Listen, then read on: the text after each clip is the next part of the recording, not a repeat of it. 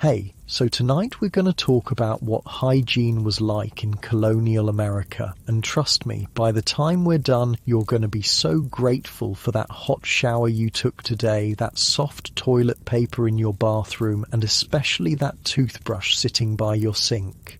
We're talking about a time when people thought bathing was dangerous, when your underwear was supposed to absorb your body's impurities, and when the phrase, "don't throw the baby out with the bathwater," was literally good advice because the water was so dirty by the time it was the baby's turn.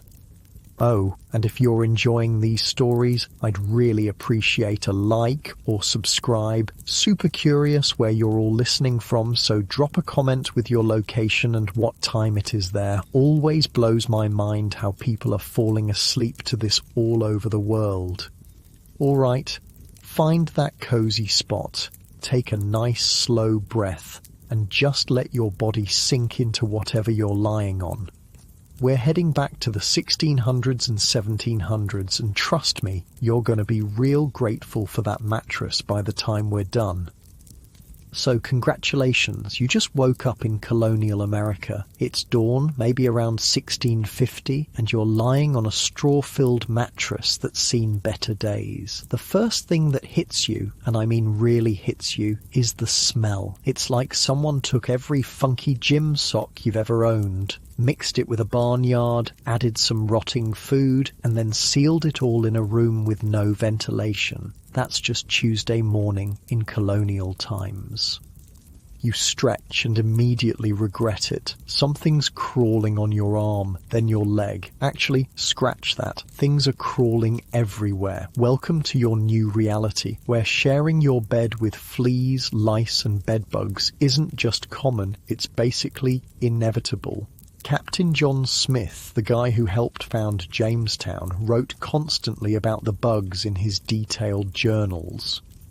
He complained about troublesome ants and noisy bugs like mosquitoes and flies, and something he called the cacarouche, which the Spanish had named after some Indian bug that was apparently nasty enough to warrant its own special title.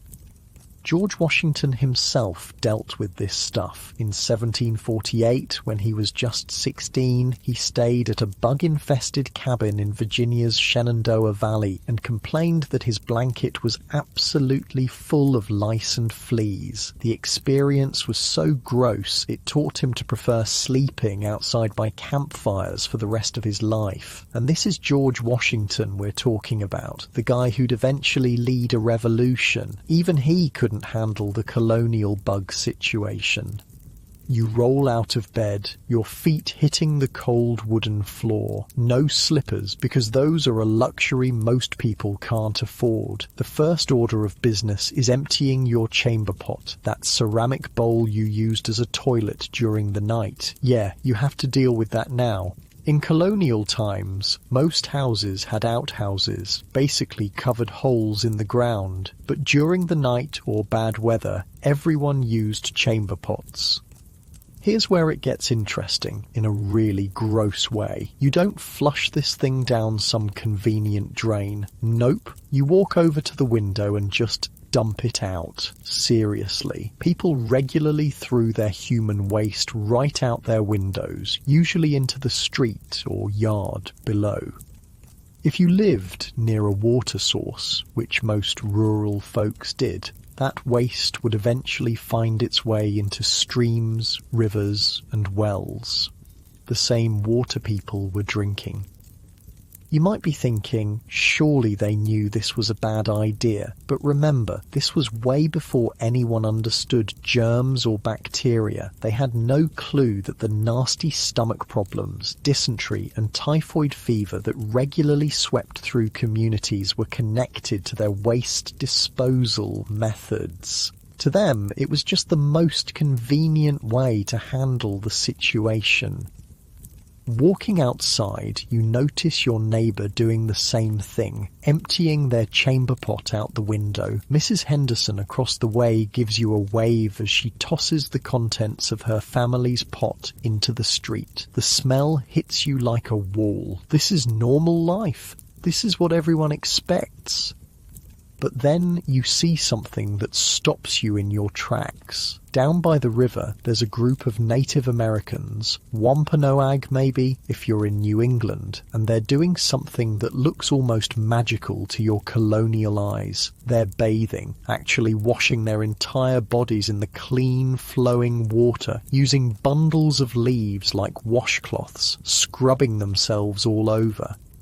One of them notices you staring and waves you over. This is Tisquantum. You might know him as Squanto, a Patuxet man who survived a plague that wiped out most of his people. He's learned English and has been trying, mostly unsuccessfully, to convince the European settlers to adopt some basic hygiene practices. You should wash, he tells you, gesturing toward the river. Water cleans the body, prevents sickness.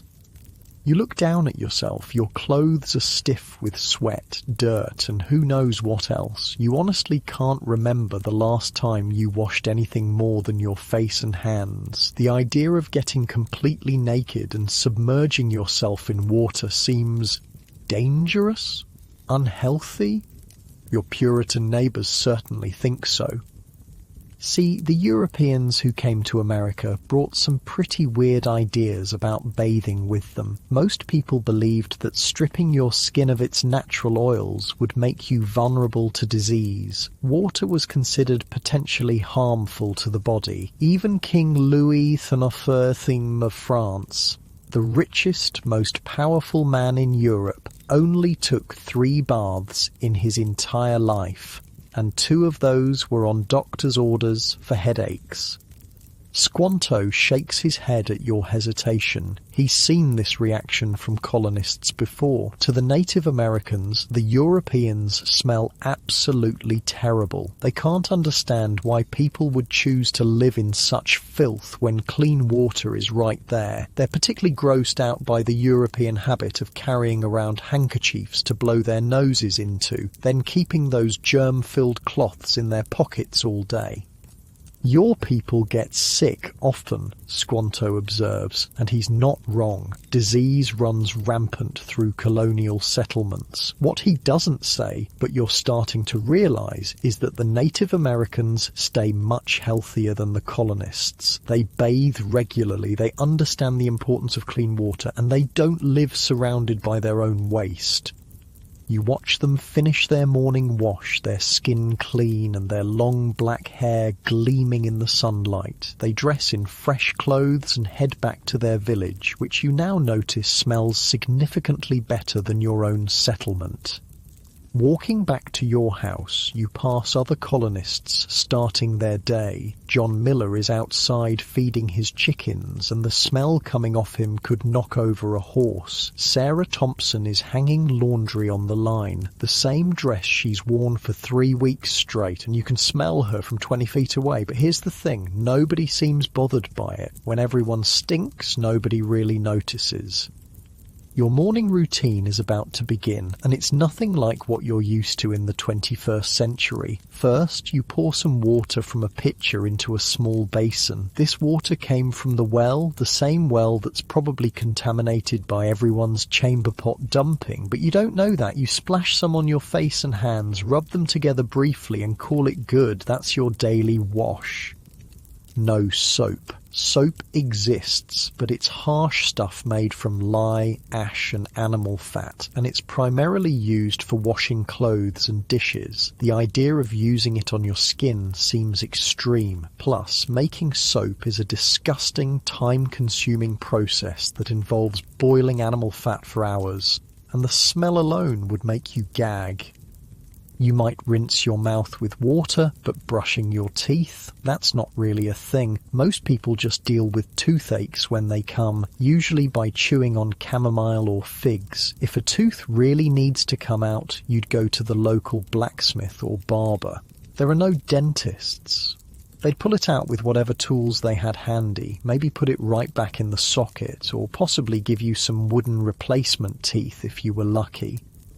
Getting dressed means putting on the same clothes you wore yesterday and the day before that, and probably for the past week or two. Laundry is such an enormous back-breaking chore that most people only do it when absolutely necessary. You'd have to haul water, heat it over a fire, scrub everything by hand with that harsh lye soap, and then hang it all up to dry. Only the most essential items, like underwear or baby clothes, get washed regularly. Speaking of underwear, you pull on your long linen undergarments. These are actually the key to colonial cleanliness. See, colonists believed that your underwear absorbed your body's impurities, kind of like a sponge soaking up all the gross stuff your skin produced. The idea was that as long as you changed your underwear somewhat regularly, maybe once a week if you were really fastidious, your body would stay clean.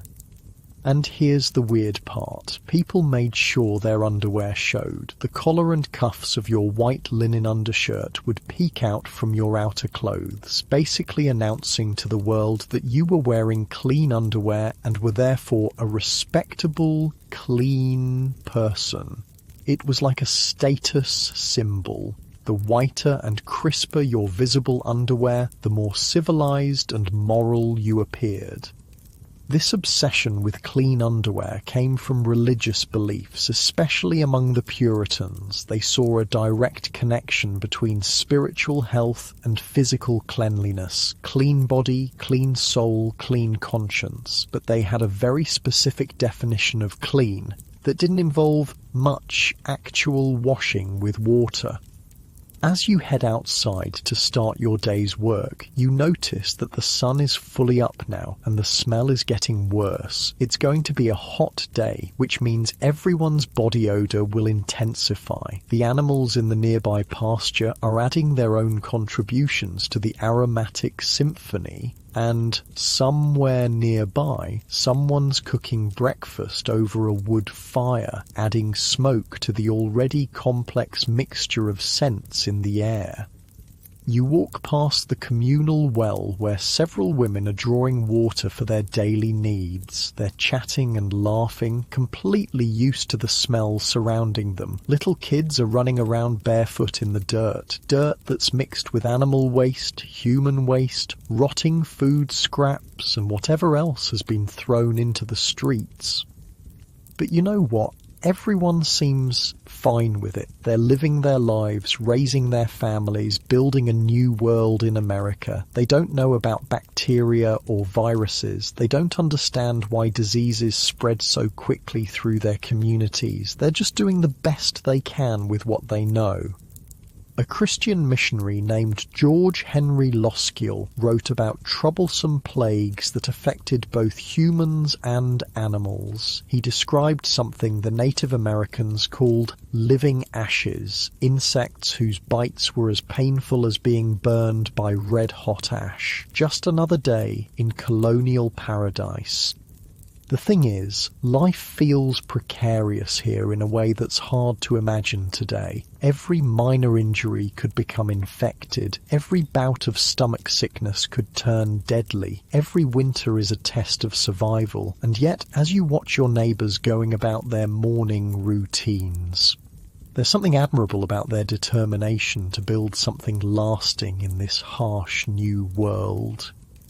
You can feel your own body settling into the rhythm of this place. Your shoulders are already adapting to the weight of the water buckets you'll need to carry. Your hands are getting used to the rough textures of everything you touch. Your nose is slowly adjusting to scents that would have knocked you over an hour ago. As the morning progresses, you realize that survival here isn't just about finding food and shelter. It's about accepting a completely different relationship with your own body, with cleanliness, with the basic functions of daily life. It's about understanding that what we consider gross or unsanitary was simply normal life for millions of people who were just as intelligent, just as caring, just as human as we are today. The sun is getting higher, and your workday is about to begin in earnest. You take one more look back toward the river where you saw the Native Americans bathing, and you can't help but wonder, maybe they're onto something. Your first task of the day involves mucking out the pig pen, and let me tell you, after spending the night in your own unwashed colonial body, surrounded by chamber pot fumes, you thought you'd experience the worst smells possible. You were wrong. The pigs have been wallowing in mud, mixed with their own waste, rotting food scraps, and what appears to be several weeks' worth of garbage that's been tossed in their direction. But here's the weird thing. Your colonial neighbours actually consider this entertainment. Watching someone chase an escaped pig through the muddy streets is basically the 1600s version of reality TV. Kids gather around laughing as poor Thomas Baker slips and slides through the muck trying to corner his prize sow who's decided to make a break for freedom.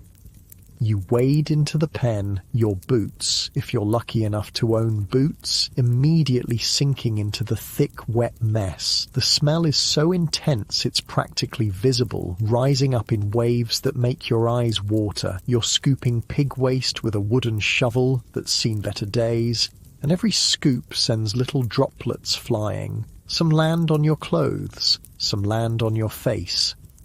In the 21st century, this would be the moment you'd run inside for a hot shower and fresh clothes. But in colonial America, you just wipe your face with your sleeve and keep working. Maybe you'll splash some water on your hands later, if you remember. The pigs themselves don't seem bothered by their living conditions. They're actually pretty happy, grunting contentedly as they root around in the filth, and you realise that this is kind of a metaphor for colonial life in general. Everyone and everything just accepts a level of dirt and smell that would horrify modern people.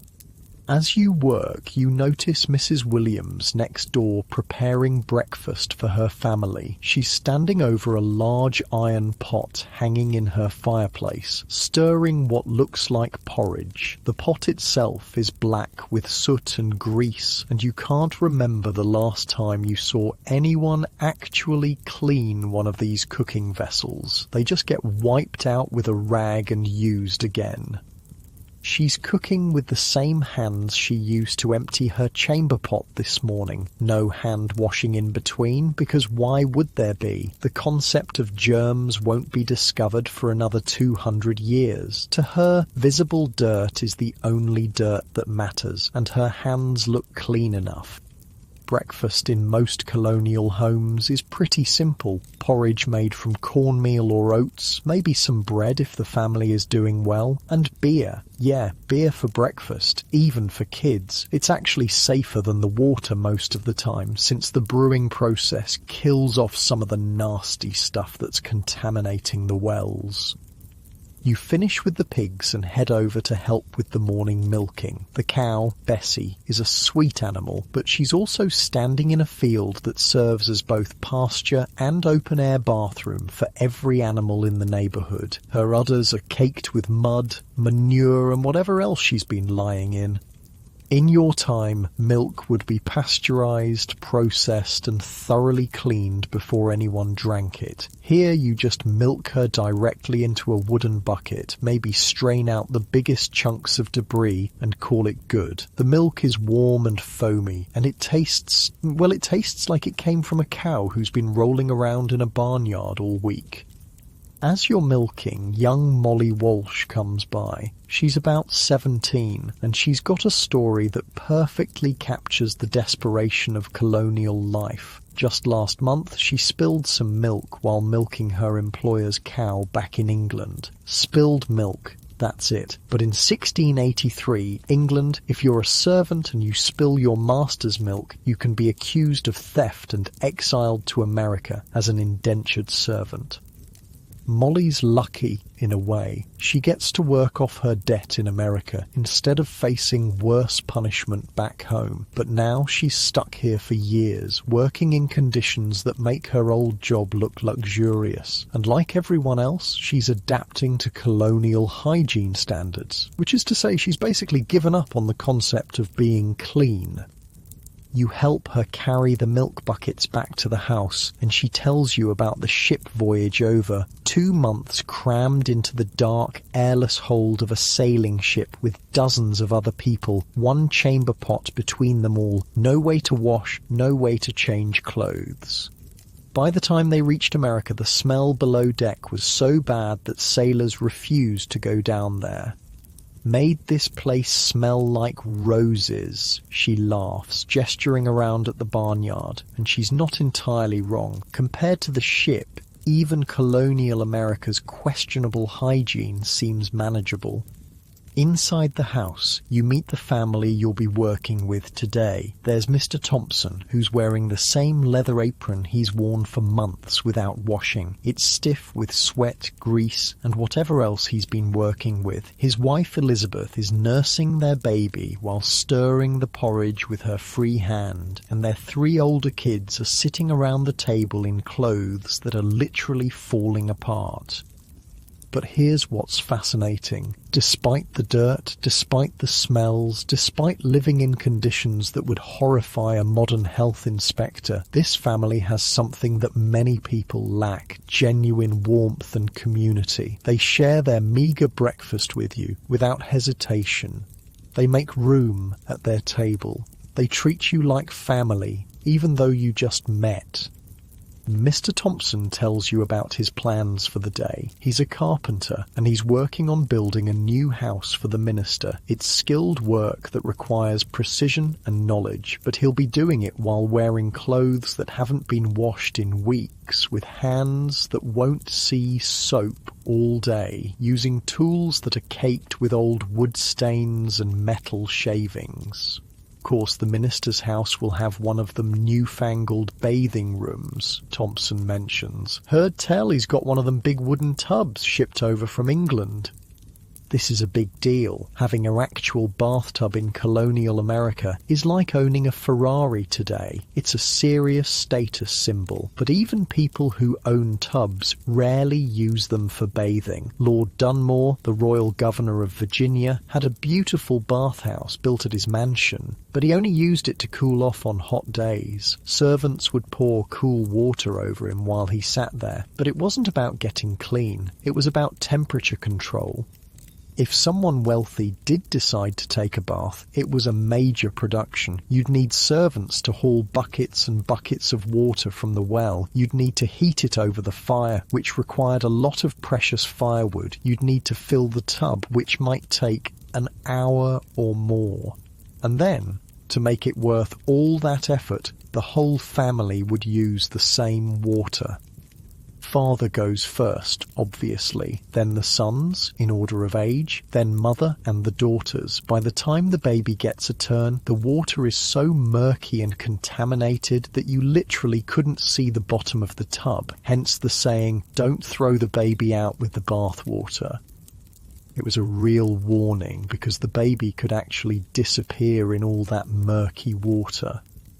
Most families who even attempt this level of bathing might do it 3 or 4 times a year. In New England, where winters are brutal, some people only manage a full-body wash once per year. The idea of daily bathing wouldn't catch on for another century or more. After breakfast, you join Thompson for his carpentry work. The minister's house is taking shape nicely, but the work site itself is pretty much what you'd expect. Sawdust mixed with mud, tools lying around in the dirt, workers who haven't washed their hands since last week handling the wood that will become someone's home.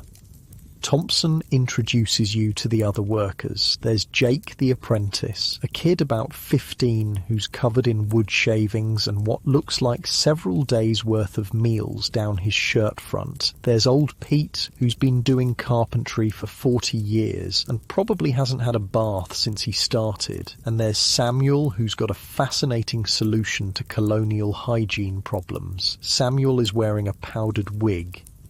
Now, powdered wigs weren't just fashion statements, they were actually a practical response to the lice problem that plagued colonial America. See, lice love human hair. They lay their eggs in it, they feed on your scalp, and once you've got them, they're incredibly hard to get rid of. The solution? Shave off all your hair and wear a wig instead. Wigs could be removed and professionally cleaned. Once a week, if you could afford it, you'd take your wig to a specialist who would boil it to kill the lice, then powder it with fragrances like sassafras, bergamot and bay leaves that were supposed to repel insects. The whole process cost a fortune, but it was still easier than dealing with lice in your natural hair. Both men and women wore wigs, and they kept their own hair cropped super short. Samuel lifts his wig slightly to show you his scalp, completely bald, shaved smooth as a baby's bottom. It looks weird to modern eyes, but it actually makes a lot of sense when you're living in an environment where parasites are just part of life. The funny thing is, the pomade they used to style the wigs actually attracted insects, so you'd spend all this money to have your wig deloused, then put stuff in it that drew bugs right back. The whole system was kind of self-defeating, but it was still better than having lice living directly on your scalp. Of course, not everyone can afford proper wig maintenance, Samuel explains, scratching at his scalp. Some folks just let the bugs move right into the wig. Cheaper that way, but you can hear them crawling around in there during church service. The image of sitting in a quiet colonial church, listening to the pastor preach while everyone's wigs are literally buzzing with insects, is both hilarious and deeply unsettling. As the morning progresses, you notice more evidence of colonial America's complicated relationship with cleanliness. The wealthy merchants' wives who walk by are clearly trying to project an image of refinement and cleanliness. Their outer garments are made of fine fabric. Their visible underwear is crisp and white, and they carry themselves with an air of superiority. But you catch a whiff as they pass, and underneath all that finery, they smell just as funky as everyone else. Maybe worse, actually, because the heavy fabrics and multiple layers of clothing trap odours in ways that simpler working clothes don't. One of these ladies, Mrs. Harrison, stops to inspect the minister's house progress. She's wearing a beautiful dress with a full skirt that's so wide she can barely fit through doorways. The dress is held out by a series of hoops underneath, and she's clearly proud of how fashionable she looks. But Thompson whispers to you that hoop skirts like that make it basically impossible for women to sit down comfortably. They have to perch on the edge of chairs, and using the outhouse becomes a major engineering challenge. Plus, all that fabric is never washed. It's far too delicate and expensive, so Mrs. Harrison is essentially wearing a beautiful, fashionable trap for every smell and stain she encounters. The class differences in colonial hygiene are fascinating. Poor people like Thompson's family might be dirty, but their simple clothes can at least be washed occasionally. Rich people wear elaborate outfits that cost more than most families make in a year, but those outfits can never be properly cleaned. They just layer on perfumes and powders to mask the inevitable smells. Mrs. Harrison pulls out a delicate lace handkerchief to dab at her nose. This is another status symbol. Having a fancy handkerchief shows you can afford delicate fabrics, but she's also using it to blow her nose, then tucking it back into her dress where it will sit all day, getting grosser and more germ-filled with each use. The Native Americans find this European habit particularly disgusting. They can't understand why anyone would want to carry around their own mucus in a piece of cloth. To them, it makes about as much sense as carrying around a bag of garbage as a fashion accessory. After Mrs. Harrison moves on, Thompson and the other workers share a few jokes about the wealthy folks and their strange ways. There's definitely some resentment about the class differences, but also a kind of amused tolerance. Everyone's just trying to survive in this harsh new world, whether they're doing it in fancy clothes or plain ones. As midday approaches, the heat is building and everyone's natural body odours are intensifying. You've been working hard all morning and your colonial clothes are now thoroughly soaked with sweat. In your time, this would be the moment you'd change into fresh clothes and maybe take a quick shower. But in colonial America, you just keep working. Everyone around you is in the same condition, so nobody thinks twice about it. The smell of collective human body odour mixes with sawdust, animal waste, cooking fires, and the general mustiness of life in a world without modern sanitation. Lunch is served right there at the work site. Bread, cheese and beer, eaten with the same unwashed hands you've been using to handle dirty tools all morning. The bread has a few wood shavings stuck to it, but you just brush them off and keep eating. The cheese has probably been aging in someone's root cellar for months, developing flavours that would make a modern food safety inspector faint.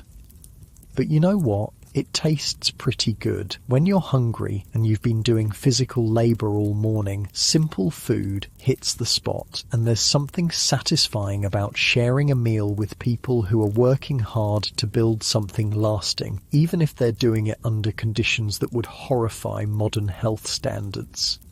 As you eat, old Pete tells stories about the early days of the settlement, when things were even rougher than they are now. Used to be, we didn't even have proper outhouses, he remembers. Just found a tree and hoped for the best. Least now we got them covered holes in the ground.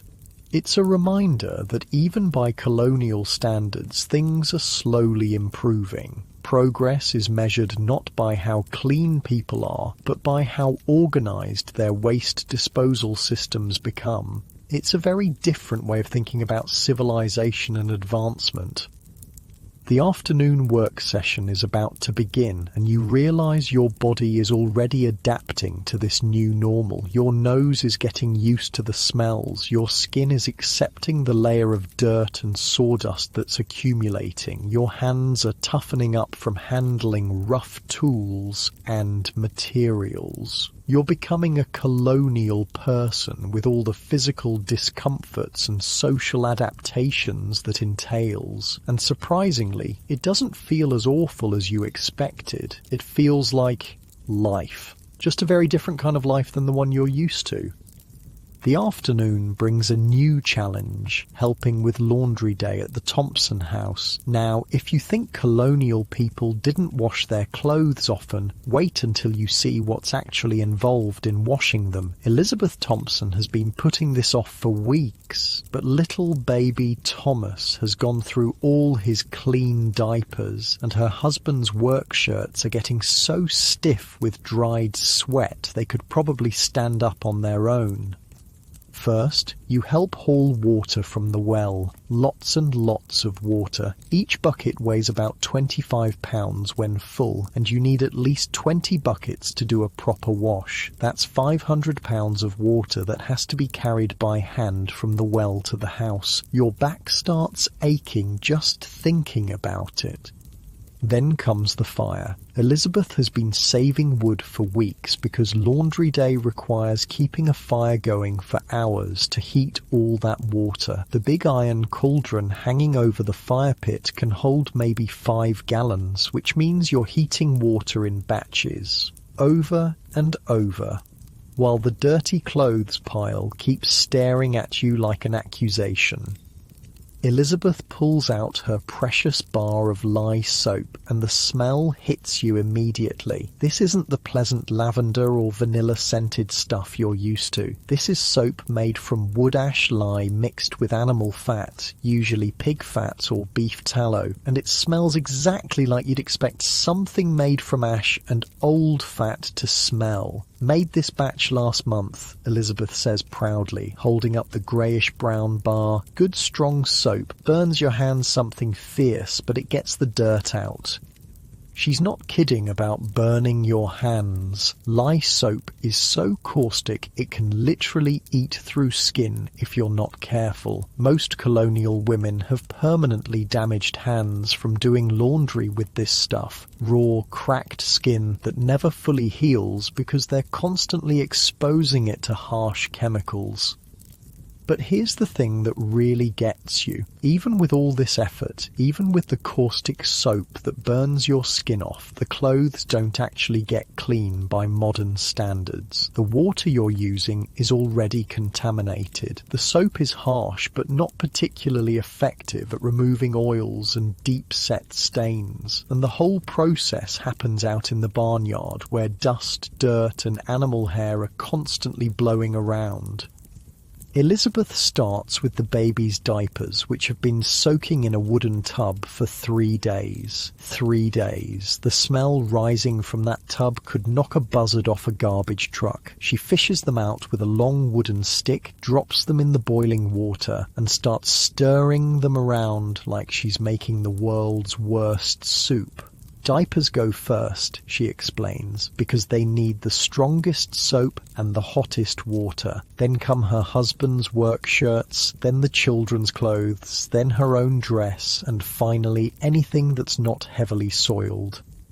You help her scrub each item on a washboard, a wooden board with metal ridges that tear at the fabric almost as much as they remove the dirt. Your knuckles get scraped raw within minutes. Elizabeth's hands are moving with practiced efficiency, but you can see years of damage in her cracked, scarred skin.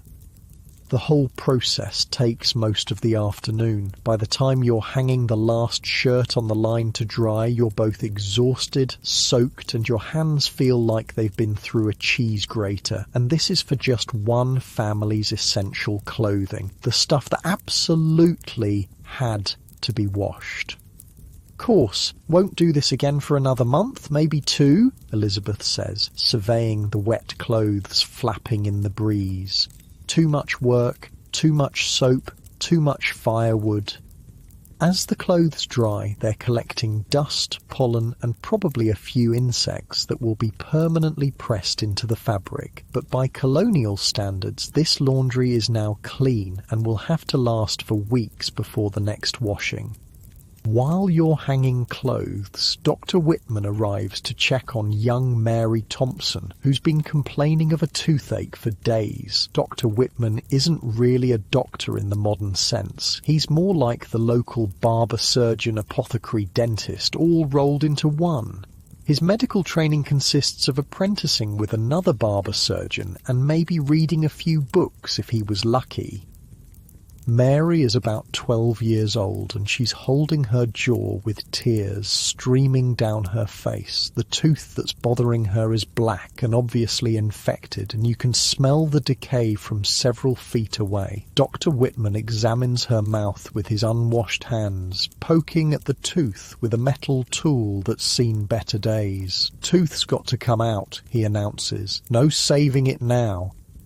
There's no Novocaine, no sterile instruments, no proper dental surgery. Dr. Whitman pulls out a pair of pliers that look like they came from a blacksmith's shop, has 2 men hold Mary down, and just yanks the tooth out. The sound is awful, a wet cracking noise followed by Mary's screams. Blood is everywhere. Dr. Whitman stuffs a piece of cloth in Mary's mouth to stop the bleeding and tells her to bite down hard. The cloth isn't clean, the pliers weren't sterilised, and his hands were covered with dirt and who knows what else. By modern standards, he's basically guaranteed that Mary will get a serious infection. But this is considered normal medical care in colonial America. Dr. Whitman wipes his bloody pliers on his apron and puts them back in his bag, ready for the next patient. He recommends that Mary rinse her mouth with salt water and avoid chewing on that side for a few days.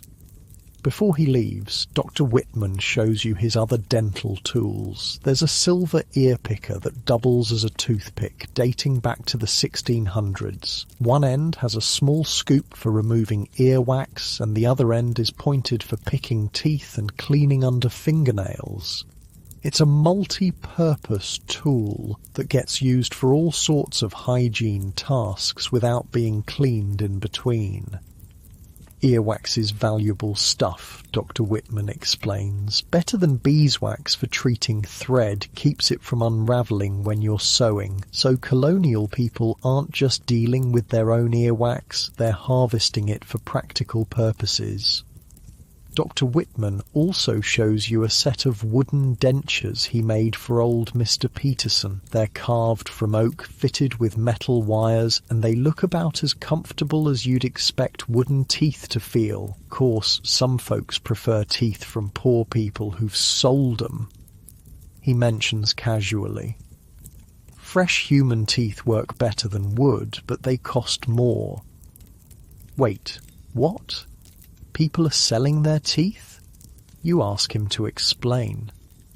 Oh sure, poor folks sell their healthy teeth to rich folks who need replacements. Good money in it, if you can stand the pain. He describes a thriving market where desperate people will have their good teeth extracted and sold to wealthy colonists who need dental work. The extracted teeth are then implanted into the rich person's mouth or used to make custom dentures. George Washington himself has got teeth from poor folks mixed with animal teeth and metal work, Dr. Whitman says with professional pride. Of course, they hurt him something terrible and make his face look all swollen, but they're better than having no teeth at all. The idea of George Washington, the future father of the country, walking around with other people's teeth painfully jammed into his mouth gives you a whole new perspective on colonial life. Even the most powerful, successful people are dealing with levels of physical discomfort that would be unthinkable today. After Dr. Whitman leaves, you help Mrs. Thompson prepare dinner while poor Mary recovers from her tooth extraction. The kitchen is a fascinating study in colonial food hygiene, which is to say there basically isn't any.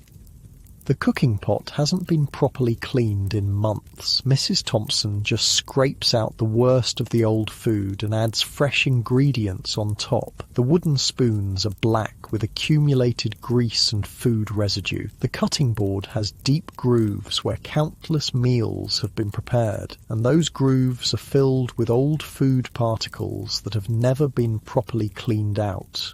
Keeping a pot seasoned is important, Mrs. Thompson explains, stirring the stew with a spoon that's seen better decades. Clean it too much and the food starts sticking. The vegetables she's adding to the pot came from the garden this morning, and they're covered with dirt, manure, which is used as fertilizer, and probably a few insects. She rinses them briefly in a bucket of water, but the water itself isn't exactly clean, and she's using the same cloth to wipe everything that she used to clean up after Mary's tooth extraction. As evening approaches, you notice that the Thompson children have started their own version of hygiene routines. Young Johnny, who's about 8, has discovered that earwax makes excellent hair grease. He's harvesting it from his ears and using it to slick his hair back, which was apparently a common practice among colonial children. His sister Susan, about 10, is picking lice out of her hair and eating them. When she sees your shocked expression, she explains matter-of-factly, "They're crunchy and they taste nutty. Plus, Mama says it's the only way to really get rid of them." The baby, little Thomas, is wearing a diaper that's basically just a cloth wrapped around his bottom. When it gets soiled, Mrs. Thompson will rinse it out and use it again immediately. There are no disposable diapers, no modern washing machines, no baby wipes. Just cloth that gets reused over and over until it literally falls apart. As the family settles in for the evening meal, you realise that you've witnessed a complete day in the life of Colonial Hygiene, and it's both worse and more understandable than you expected. These people aren't dirty because they're lazy or ignorant. They're dealing with practical limitations that make modern cleanliness impossible. Water has to be hauled by hand. Soap is expensive and harsh. Firewood is precious. Clothes are handmade and irreplaceable. Medical care is primitive and dangerous. Every single thing that we take for granted about staying clean requires enormous effort and resources that most colonial families simply don't have. But they've also developed systems and beliefs that help them cope with these limitations. They've redefined cleanliness to focus on what's achievable. They've created social norms that make their situation acceptable. They've found ways to maintain dignity and community, even while living in conditions that would horrify modern health inspectors. As you sit down to dinner with the Thompson family, sharing their simple meal of stew and bread, you're struck by the warmth and generosity of people who have so little but are willing to share it freely. Their hands are dirty, their clothes are stained, their breath could knock a horse over, but their hearts are genuinely kind.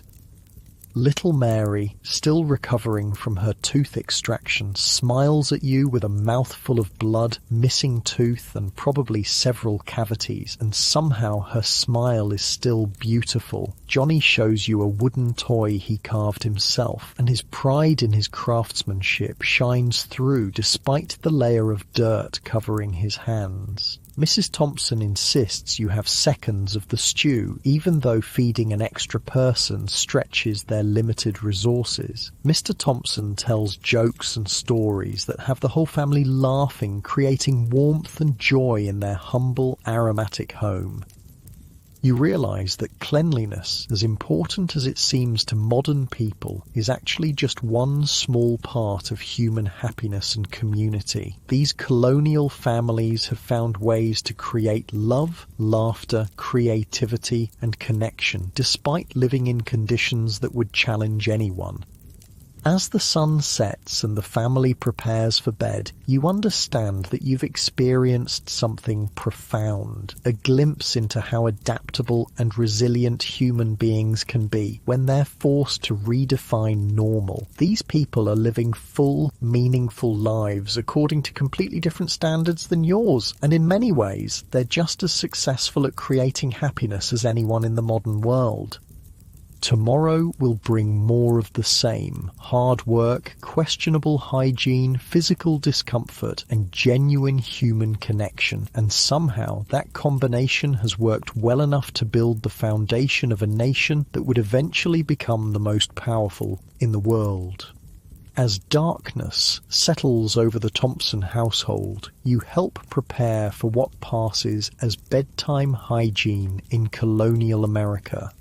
Mrs. Thompson brings out the family's warming pan, a circular metal container with holes in the lid that gets filled with hot coals and slid between the bedsheets to warm them up before anyone climbs in. The process is actually pretty dangerous. You have to move the warming pan rapidly back and forth to avoid burning holes in the sheets, and more than one colonial family has accidentally set their bed on fire trying to stay warm. But when your bedroom has no heat source and the temperature outside is dropping below freezing, a little fire risk seems worth it. Keep it moving, Mr. Thompson instructs as you slide the coal-filled pan between the rough woolen blankets. The metal is so hot you can feel it through the thick cloth wrapping the handle. One pause too long and you'll have charred bedding instead of warm bedding. The sleeping arrangements reveal another layer of colonial hygiene challenges. The entire Thompson family, parents, 4 children, and now you, will be sleeping in basically 2 rooms. Privacy is a luxury that poor families can't afford, which means everyone is intimately familiar with everyone else's bodily functions, smells, and nighttime habits. Young Mary, still recovering from her tooth extraction, is spitting blood into a bowl beside the bed. Johnny has developed a nasty cough that sounds like he's hacking up half his lungs. Baby Thomas needs his diaper changed, but since there's only one spare diaper and it won't be dry until morning, Mrs. Thompson just wraps him in some old rags that smell like they've been used for this purpose before. But the real eye-opener comes when you learn about the colonial approach to disease management. As you're settling in for the night, Mrs. Thompson mentions casually that the Henderson family, just 2 houses down, has been dealing with what sounds like dysentery for the past week. Little Emma Henderson died yesterday, she says matter-of-factly, while tucking in her children. 3rd child they've lost this year to the bloody flux. The bloody flux, dysentery, is one of the major killers in colonial America, and it spreads like wildfire through communities with poor sanitation. People don't understand that it's caused by contaminated water and food, the same contaminated water they're drinking, and the same unsanitary food preparation methods you witnessed all day. Should we be worried about catching it, you ask, thinking about modern quarantine procedures? Mrs. Thompson shrugs. God's will. If he wants to take us, he'll take us. Ain't much we can do about it either way. This fatalistic attitude toward disease is typical of colonial thinking. Without understanding germs or contagion, people attribute illness to divine punishment, bad air, or moral failings. The idea that their hygiene practices might actually be spreading disease doesn't occur to them. But some people are starting to make connections. George Washington, for instance, figured out pretty quickly that dirty military camps were death traps. During the Revolutionary War, he issued strict orders about cleanliness to his officers, though getting the soldiers to actually follow them was another matter entirely. Washington's men were supposed to wash their hands and faces once a day and change their shirts once a week. For 18th century military standards, this was practically obsessive. Most armies of the time considered it normal to lose more soldiers to disease than to enemy action. But even Washington's relatively enlightened hygiene orders were nearly impossible to enforce. His soldiers came from the same colonial background as the Thompson family. They weren't used to regular washing, and they saw no point in it. One witness recorded that the troops were not used to doing things of this sort, and would sooner let their clothes rot on their backs than wash them for themselves. This is where the followers came in, an essential but often overlooked part of colonial military life. These were men, women and children who travelled with the army, cooking meals, washing clothes and cleaning up after the soldiers. Without these followers, Washington's army would have been even more of a health disaster than it already was. The followers were often family members of soldiers, but they also included entrepreneurs who saw an opportunity to make money providing services the army needed. They'd set up temporary laundries, cook meals for hire, and even provide medical care when the official army doctors were overwhelmed. One follower, a woman named Sarah, tells you about life with Washington's army during the brutal winter at Valley Forge. Men were dying faster than we could bury them, she remembers. Not from British bullets, mind you, but from camp fever, dysentery and lung sickness. All could have been prevented with proper cleaning, but try telling that to a soldier who's been wearing the same shirt for 3 months. It's estimated that 2/3 of Washington's troops at Valley Forge died from disease, not combat. Typhoid fever, influenza and dysentery swept through the camps like wildfire. The irony is that the British Army in the South was also being decimated by disease. So in some twisted way, the lack of hygiene on both sides evened out the playing field. Sarah describes the daily battle just to maintain basic sanitation in a military camp. You'd designate areas for the soldiers to relieve themselves, but they'd just go wherever was convenient. You'd try to keep the cooking areas clean, but with hundreds of men tramping through with muddy boots, it was hopeless. You'd wash their clothes, but they'd put them right back on dirty bodies, so what was the point?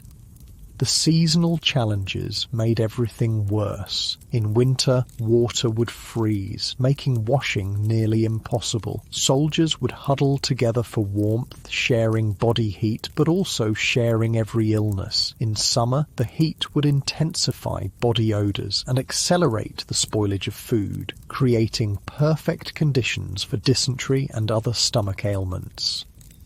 Spring brought its own hygiene challenges as snowmelt created muddy conditions that turned camps into fetid swamps. Fall meant preparing for winter by storing food and supplies, often in conditions that would horrify modern health inspectors. Back in civilian life, seasonal hygiene patterns followed similar cycles. Winter was particularly brutal for colonial families. Charles Francis Adams, grandson of President John Quincy Adams, wrote about New England winters where the temperature of a bedroom ranges below the freezing point. There is no inducement to waste any unnecessary time in washing. This led to the legendary stories about springtime baths that revealed underwear that had been worn continuously through the entire winter. Families would literally discover clothing that had been forgotten under multiple layers of winter garments. The phrase spring cleaning took on a whole new meaning when applied to colonial bodies and clothing. Religious beliefs complicated colonial attitudes toward hygiene in fascinating ways. The Puritans saw cleanliness as directly connected to moral purity, but their definition of cleanliness focused more on spiritual matters than physical ones. They believed that water could purify both body and soul, but they also worried that public bathing could lead to sexual impropriety. This created a strange contradiction where private washing was seen as morally beneficial, but communal bathing was considered sinful. Bathhouses existed in some colonial towns, but they were primarily for wealthy men to socialize and conduct business, not for actual cleaning. Dr. Thomas Ewell of Virginia had some particularly interesting theories about women and hygiene. He believed that women deliberately made themselves smell bad as a defense mechanism against overly amorous men. According to his logic, women used poor hygiene as a way to protect their virtue by making themselves less attractive to potential attackers. A woman who renders herself as disgusting as possible ensures her own protection, Dr. Ewell wrote, apparently with a straight face. You can only imagine how popular he was with his female patients. Thomas Jefferson, despite being one of the most enlightened men of his era, had his own problematic views on women's hygiene. He once told his own daughter, "Nothing is so disgusting to our sex as a want of cleanliness and delicacy in yours." Thanks for the pep talk, Dad. These attitudes reveal how hygiene in colonial America was never just about cleanliness. It was tied up with ideas about morality, social class, gender roles, and religious beliefs. Poor hygiene could be seen as evidence of laziness, sinfulness, or moral corruption. Good hygiene could be a sign of virtue, prosperity, and spiritual purity. As you lie in the Thompson family's bed, listening to the various snores, coughs, and bodily functions of your sleeping companions, you start to understand how disease spreads so rapidly through colonial communities. In this single room, you've got 6 people sharing air, sharing bedding, and basically sharing every germ and microbe their bodies are harbouring. The baby's dirty diaper is creating a cloud of bacteria right next to where the whole family sleeps. Mary's infected tooth socket is probably breeding all sorts of nasty organisms. Johnny's cough is sending droplets of who knows what into the air with every hack. and none of them have washed their hands since morning. But perhaps most striking is how normal this all feels to them. They're not lying awake worrying about germs or infections. They're not disgusted by the smells or concerned about the hygiene conditions. They're just a family settling in for the night, finding comfort in each other's presence despite the less than ideal circumstances. Mrs. Thompson hums a quiet lullaby as she rocks the baby to sleep. Mr. Thompson tells a gentle story about a fox and a rabbit that has the children giggling despite their various ailments. Even Mary, with her bloody mouth and obvious pain, manages to smile at her father's silly voices. There's something deeply moving about watching people create joy and connection under such challenging conditions. They've found ways to prioritize what matters most: family, love, community, even when basic physical comfort is hard to come by. As the night deepens and the family finally settles into sleep, you realize that you've witnessed something remarkable. These people are living through conditions that would challenge anyone, yet they're maintaining their humanity, their humor, and their capacity for love. They're building families, raising children, and creating communities that will eventually grow into something extraordinary. The hygiene problems that seem so overwhelming to modern eyes are just one aspect of a much larger story about human resilience and adaptation. Yes, colonial America was dirty, smelly, and disease-ridden, but it was also the birthplace of ideas about freedom, democracy, and human dignity that would eventually change the world. Outside the window, you can hear the sounds of other families settling in for the night, babies crying, mothers singing, fathers coughing, children laughing. It's the sound of a community adapting to harsh conditions with whatever resources they can muster. And somehow, despite everything you've witnessed today, despite all the gross and shocking aspects of colonial hygiene, you find yourself feeling oddly optimistic about human nature. If people can maintain their essential goodness under these conditions, if they can still find ways to care for each other and build meaningful lives, then maybe there's hope for humanity under any circumstances. The warmth from the coal-filled warming pan is starting to fade, but the warmth from being welcomed into this family's life will stay with you long after you've returned to your own time with its hot showers, flush toilets, and antibacterial soap. You drift into an uneasy sleep surrounded by the symphony of colonial nighttime sounds. Not just the snoring and coughing you'd expect, but also the constant rustling of bedding as family members scratch at flea bites, the occasional thud of someone getting up to use the chamber pot, and the perpetual scurrying of mice in the walls who are just as much residents of this house as the humans. Sometime in the middle of the night, you're awakened by a different sound entirely, retching from the next room. Mr. Thompson's elderly father, who lives with the family, has come down with what sounds like the same bloody flux that's been moving through the community. You hear Mrs. Thompson getting up to help him, her bare feet padding across the cold wooden floor. "Fetch some clean rags," she whispers to her husband. "And check if we've got any of that bark tea left." This is how disease spreads in colonial America, not through dramatic, obvious routes, but through these quiet, middle-of-the-night moments when someone gets sick and everyone in the household rushes to help without any understanding of contagion. The same hands that clean up after a sick person will prepare breakfast in the morning. The same rags used to wipe contaminated surfaces will be rinsed out and used for other household tasks. By morning, you can already see the inevitable progression. Mrs. Thompson looks pale and queasy. Little Johnny is complaining that his stomach hurts. The infection that started with the Henderson family 2 houses down is now making its way through the Thompson household. And from here, it will probably spread to their neighbours, then their neighbours' neighbours, until half the settlement is sick. But life goes on because it has to. Mr. Thompson still needs to finish the minister's house. The animals still need to be fed. The daily work of survival doesn't pause for illness. It just becomes harder and more dangerous when you're doing it while sick.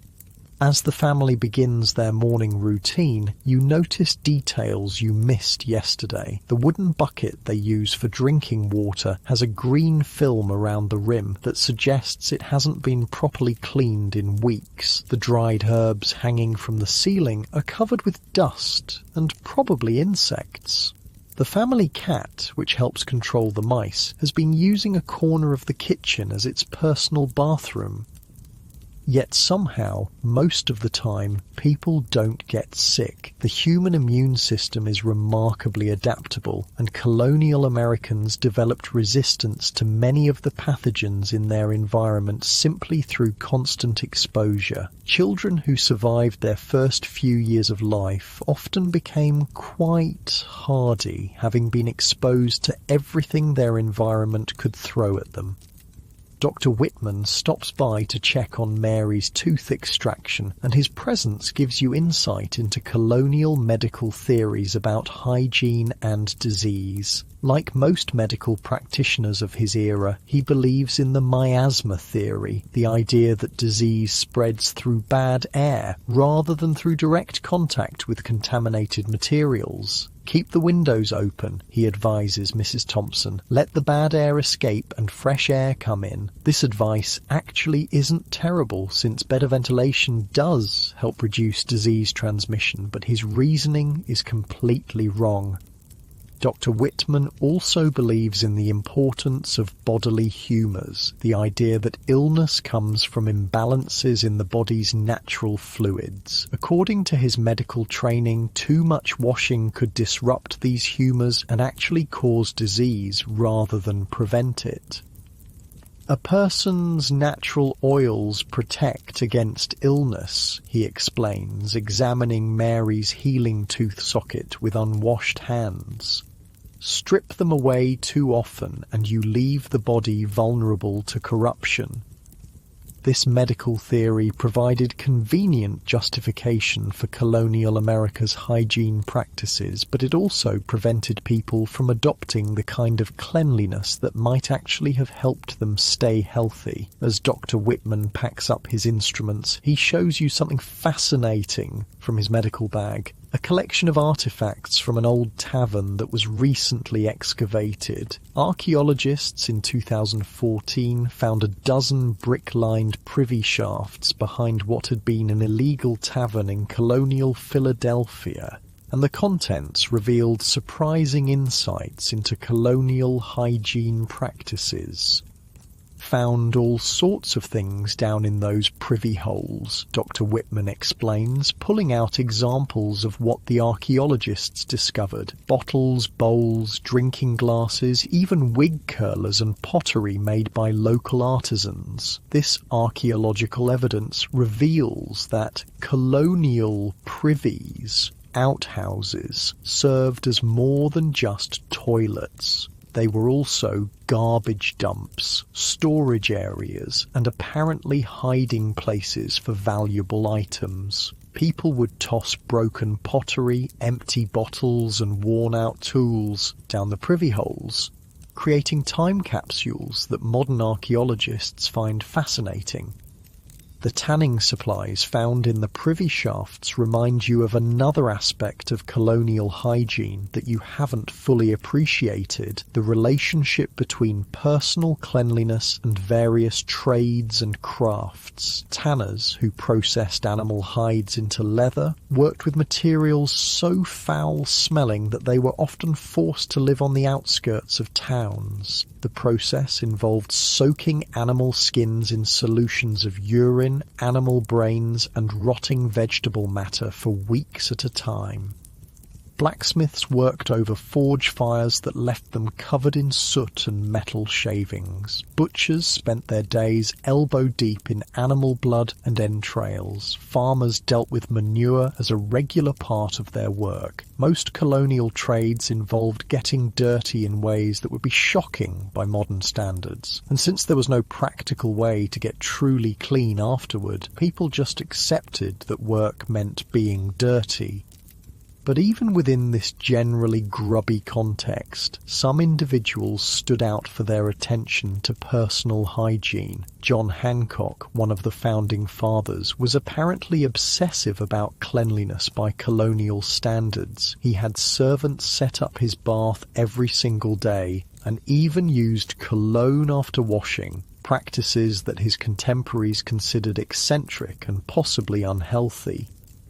George Washington was another exception. Despite his awful dentures and that unfortunate experience with the lice-infested cabin, Washington maintained what passed for good hygiene in colonial America. He changed his clothes regularly, washed his hands and face daily, and even experimented with different tooth-cleaning methods.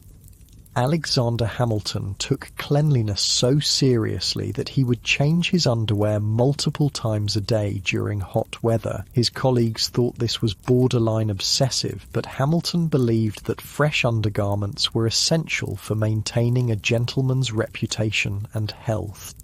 These exceptions prove that some colonial Americans understood the connection between cleanliness and health, even if the broader culture hadn't embraced that idea yet. They also highlight how hygiene practices often reflected social class. Wealthy people like Hancock and Hamilton could afford servants, multiple sets of clothing, and imported soaps that made better hygiene possible.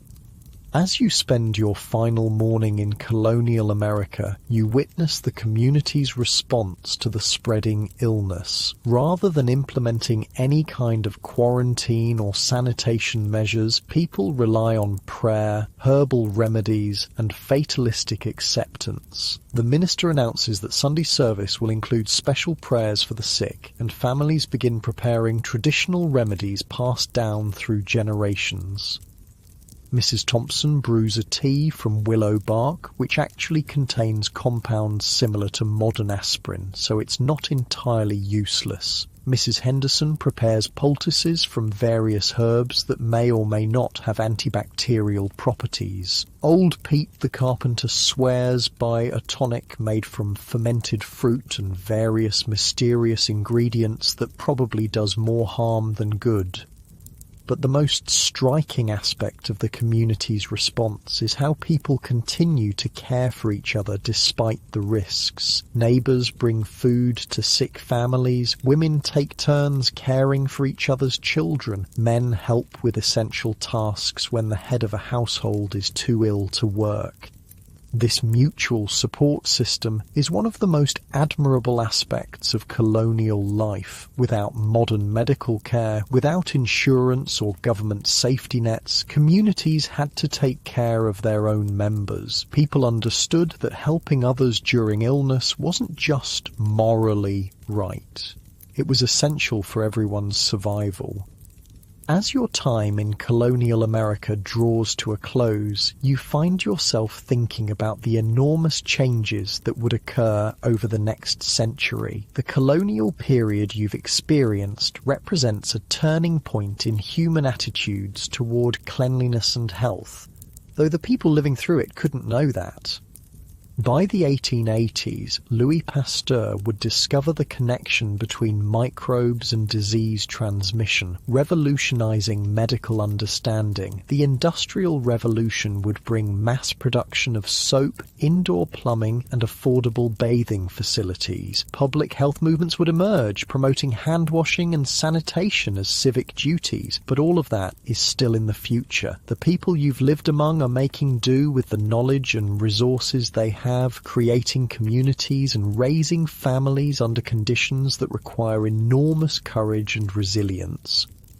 As you prepare to return to your own time, you take one last walk through the settlement. The smells that shocked you initially, unwashed bodies, animal waste, rotting food, smoke from cooking fires, have become familiar background elements. Your nose has adapted, just as your colonial neighbour's noses adapted long ago. You pass the well where people are drawing contaminated water for drinking and cooking, unaware that this same water is making them sick. You see children playing in streets that double as open sewers, their laughter ringing out despite the unsanitary conditions. You watch women hanging laundry that will be dirty again within hours, continuing the endless cycle of colonial housework. At the river, you see Squanto and several other Native Americans taking their morning bath, still maintaining the hygiene practices that served their people well for thousands of years before Europeans arrived. They wave as you pass, perhaps still hoping that the colonists will eventually learn from their example. The contrast between Native American and European hygiene practices serves as a reminder that cleanliness standards are cultural constructs, not natural laws. The Native Americans developed sophisticated systems for staying clean and healthy in the same environment where Europeans struggled with basic sanitation. Different approaches, different results. Standing at the edge of the settlement, looking back at the community you've briefly called home, you're struck by both the harshness and the warmth of colonial life. Yes, the hygiene conditions were appalling by modern standards. Yes, people lived with levels of discomfort and health risks that would be unacceptable today. But they also created something remarkable. Communities based on mutual support, hard work, and shared values that would eventually grow into the foundation of a new nation.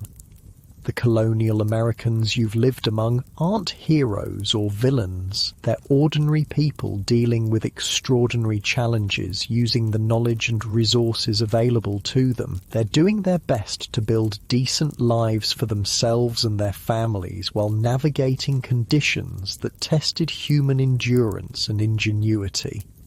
As you take your final breath of colonial air, thick with the scents of unwashed humanity, farm animals and wood smoke, you realize that this experience has changed your perspective on both the past and the present. The hot showers, flush toilets, antibacterial soap and modern medicine that you normally take for granted now seem like miraculous luxuries. But more importantly, you've gained appreciation for the human capacity to adapt, to find joy and meaning even under difficult circumstances, and to create communities that nurture the best aspects of human nature despite external challenges.